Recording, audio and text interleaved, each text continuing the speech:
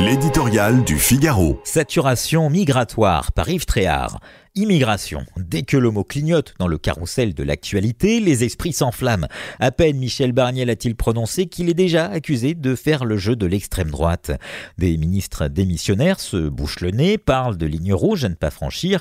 Quant à la gauche, réfugiée dans ses postures morales et droits de l'homiste, elle continue à refuser de voir la réalité. Raison pour laquelle une grande partie de l'électorat lui tourne le dos.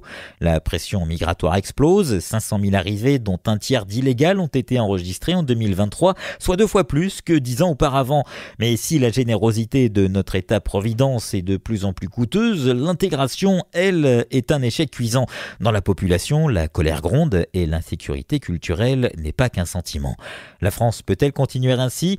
Ailleurs, en Europe, beaucoup de responsables politiques, de gauche comme de droite, semblent comprendre qu'une rupture est en train de se produire. Partout, une saturation migratoire s'exprime vivement.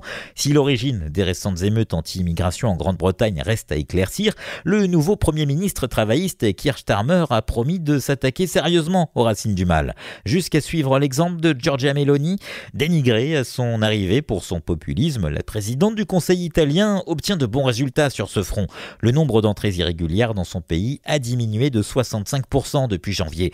Au Danemark, c'est un gouvernement socialiste qui conduit l'une des politiques d'asile les plus restrictives du continent.